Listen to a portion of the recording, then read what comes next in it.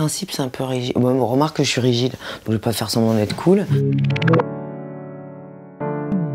J'ai une première question qui est un peu peut-être frontale, mais qu'est-ce qui vous pousse à continuer à jouer, à faire du cinéma, à faire du théâtre? Qu'est-ce qui vous donne envie? Le désir, l'envie, la curiosité. Plus j'en fais, plus j'ai envie d'en faire. C'est un métier qui ouvre des perspectives. Ah non, non, je suis loin d'avoir envie d'arrêter.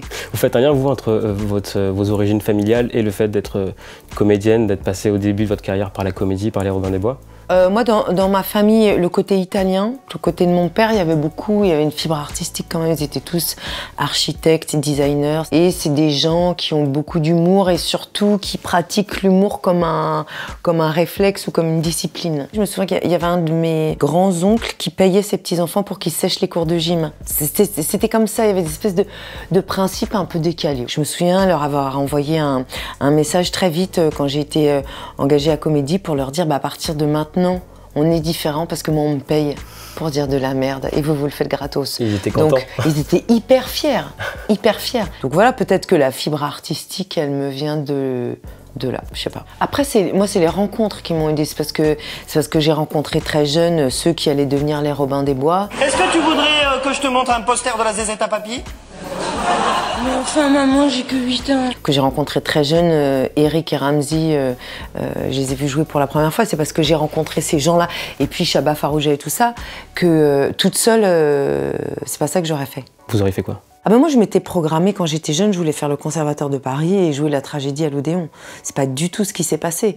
Mais moi, c'était ça que je voyais pour moi. Et l'humour, c'est un truc qui se pratiquait dans la vie et à table. Et par exemple, il y a plein de gens qui m'ont proposé ou suggéré de faire des one-man ou des trucs comme ça, mais plutôt crevé. Pourquoi? D'abord, être seule sur scène, c'est un cauchemar, ça m'intéresse pas du tout. C'est pas mon registre en fait, moi je suis pas une... Très souvent, dans la vie, les moments où je suis le plus drôle, enfin où je constate que je fais rire les gens le plus fort, je vous jure que c'est vrai, c'est malgré moi. C'est-à-dire que je n'ai pas prévu que ce qui allait sortir de ma bouche était une vanne. Et donc je pense qu'il y a un malentendu là-dessus, mais que j'entretiens parce qu'il me sert bien, mais je serais pas du tout capable. Et dans les Robins des Bois, j'étais une suiveuse. Et quand je dis ça, je parle pas mal de moi. J'étais très bonne cliente de leur humour, l'humour des garçons, je savais le restituer bien, mais c'est pas moi qui avais les idées drôles. C'était pas une forme de malentendu aussi d'intégrer les Robins des Bois? Parce que vous étiez une suiveuse, oui, mais vous marchiez aussi avec cet humour-là décalé. Ah non, j'adorais. Moi, après, j'étais... Mon père, moi, j'ai vu tous les Monty Python en salle à leur sortie. Mais vous voyez, par exemple, on n'a jamais vu... Parce que mon père, il était quand même hyper snob et hyper italien. Donc, par exemple, Louis de Funès, ça faisait pas du tout partie de son truc. Je n'ai jamais vu un film de Louis de Funès enfant. C'est vraiment pas la culture de mes parents. Et je me souviens même que mon père, il allait beaucoup au cinéma. Et un jour, il voulait aller voir je ne sais quel film égyptien qui était dans une salle de 12 places, donc qui était déjà complet. Et la meuf à la caisse lui dit « Mais il reste des places pour les ch'tis ?» Et il a répondu « Plutôt crevé !» Donc, en fait, c'était un truc. Et Dany, moi, j'ai vu les ch'tis, j'adore. Hein, j'ai pris des distances par rapport à mon père. C'est pas une attaque frontale. Mais mon père, il était comme ça. En fait, je pense que l'humour, c'est quand même un truc très culturel. Dans une interview, vous disiez justement que vous n'aviez pas d'identité nationale et que les frontières, vous en foutiez. Est-ce que justement, le cinéma, ça vous a permis de vous construire en tant qu'identité? C'est vrai que si je devais me définir, je dirais plutôt actrice. Je pourrais dire actrice et je pourrais dire parisienne. Mais parisienne, ça veut rien dire, parce que Paris, c'est plein de gens très, très différents. Oui, j'ai pas d'identité nationale. Ou alors, pour être le plus juste, mon identité, elle serait faite de tellement de choses différentes que ça n'en est pas une, en fait. C'est une mixité, qui frôle le bordel, en fait. Effectivement, j'ai pas 4 grands-parents qui viennent du même pays, donc c'est 4 cultures très différentes. Et alors, je sais pas à quel point c'est lié, mais c'est vrai que j'ai aussi des goûts très éclectiques et pour le coup bordéliques et pas très rationnels. J'aime autant Borat She's my sister. que Truffaut, que Cassavetes et que Judd Apatow, en fait. Et ça explique selon vous le fait que justement vous passiez des Robins des Bois à Irréprochable ou à Darling ou à là Une intime conviction ou pas? En tout cas, ma carrière ressemble à ce que je suis. Donc il y a un peu de vous dans tous ces films-là et ça dit quelque chose de vous en même temps, quoi. Ouais, je crois. Et puis moi, j'ai besoin terriblement d'alternance, en fait. Ouais. Si je passe 6 mois à jouer des drames, j'aurais envie d'une grosse comédie et inversement, en fait. C'est marrant parce qu'un soir à la télévision, vous présentiez le Burger Quiz sur TMC. Ne vous empiffrez pas de jambon pendant l'émission. Et le soir même, il y avait aussi Irréprochable sur Arte. On est dans un cas typique de harcèlement sur le lieu du travail. Et je me disais que ça incarnait parfaitement votre carrière, c'est-à-dire à cheval entre le truc parfois un peu très noir, très sombre, et le côté hyper faire des blagues sur un plateau avec toute la team de Chabat, etc. Ouais. Ben moi, le grand plaisir de ma vie, c'est exactement ça. C'est-à-dire d'enregistrer Burger Quiz le mercredi après-midi et de jouer Hervé Guibert, Les Idoles, avec Christophe Honoré le soir. Si mon malheur peut aider d'autres gens, alors je suis heureux que mon propre malheur serve à quelque chose. J'ai remarqué aussi que sur votre compte Instagram, vous mettez souvent David Bowie. Bah ouais. Qui est un mec qui justement change de personnalité souvent et qu'il a fait souvent au cours de sa carrière musicale. Et je me demandais s'il n'y avait pas un lien aussi par rapport à ça. Je pourrais poster 7 photos par jour parce que tout m'intéresse. L'iconographie je sais pas comment on dit, de Bowie est parfaite, d'une richesse folle. À la fois, les propositions sont toujours hyper fortes, hyper travaillées, mais il n'est jamais déguisé. Qu'il y a une vraie nonchalance qui serait la définition de l'élégance.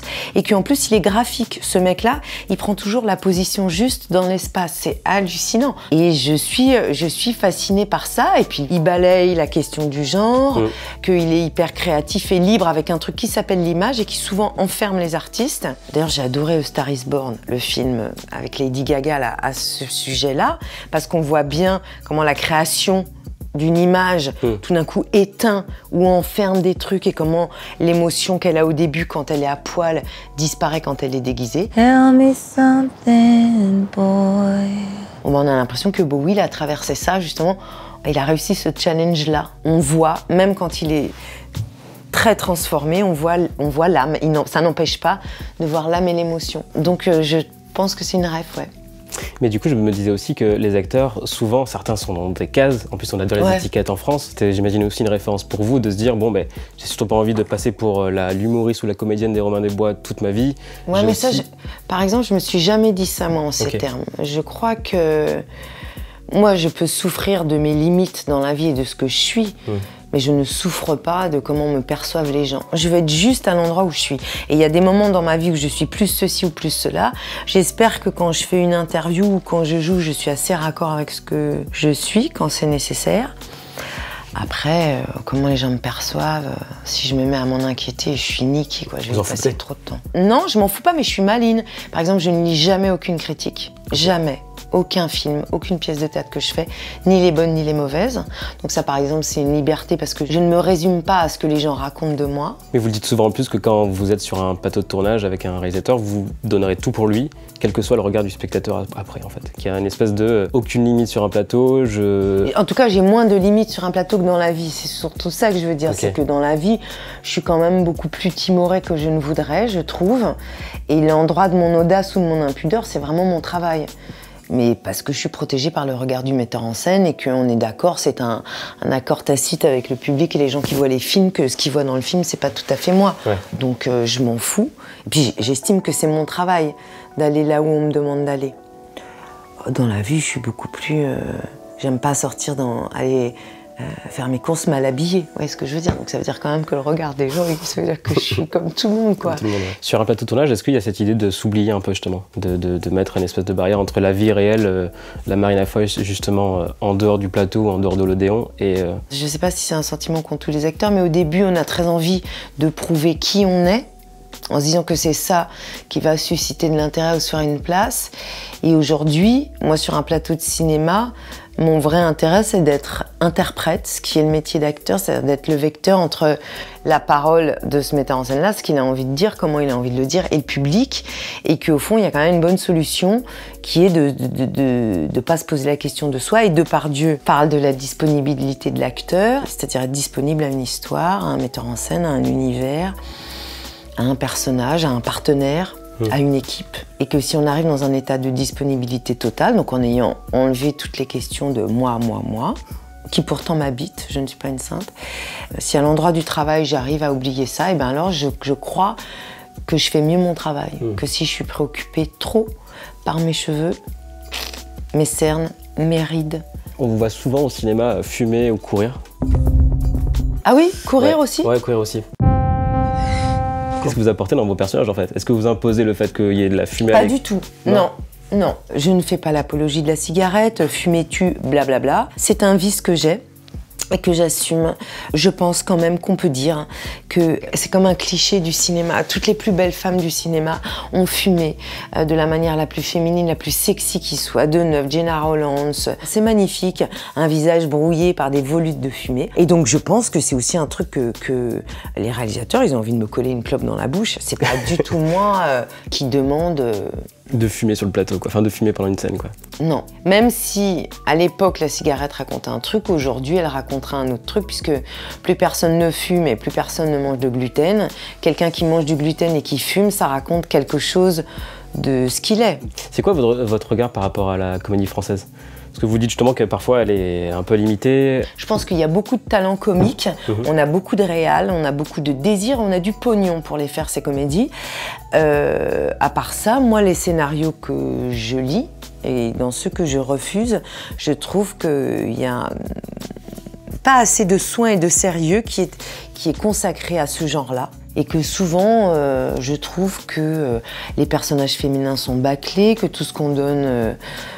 aux femmes à jouer, c'est quand même des choses qui se situent au-dessous de la ceinture, en tout cas qui concernent le fait que ce soit des femmes et qu'il y en a ras-le-bol. Moi, je ne jouerai plus, je sais même pas si j'en ai joué, mais je ne jouerai jamais des femmes dont le sujet principal est d'être mal baisée ou nymphomane, parce que c'est une manière aussi de résumer la femme qui est tellement pathétique et bête que je ne servirai jamais cette soupe-là. Je trouve qu'on pourrait écrire différemment pour les femmes.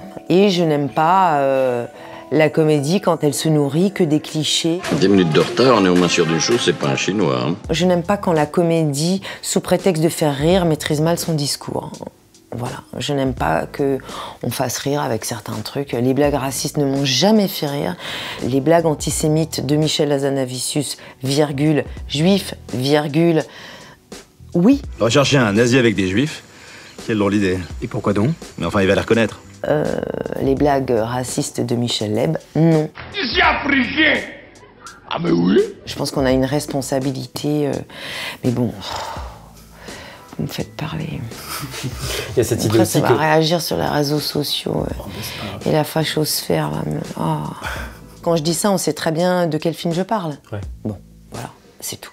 Moi, c'est des terrains sur lesquels je n'irai pas et je pense que le comique qui est plus populaire que l'autre acteur a une responsabilité de plus et que, à part faire en sorte que la société bouge dans le sens de la tolérance, du vivre ensemble, du tout ça, je vois pas quelle autre fonction on a et que de remuer encore le vieux pot des vannes qu'on connaît, des blagues de comptoir éculées, en fait, ça m'intéresse pas. Du coup, vous jouez dans Une intime conviction.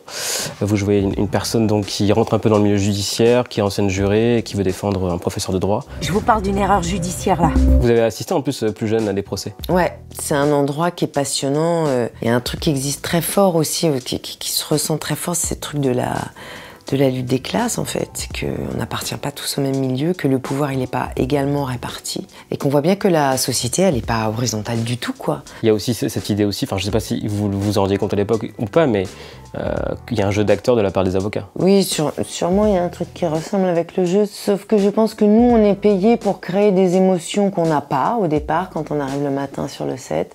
Je pense que les grands et bons avocats sont quand même mus par des choses, par une sincérité en fait. Oui, mais parfois il y en a certains qui vont défendre des coupables en fait. Ouais, mais alors ça c'est un long débat et je vous suggère de l'avoir avec des gens qui vous le raconteront mieux que moi.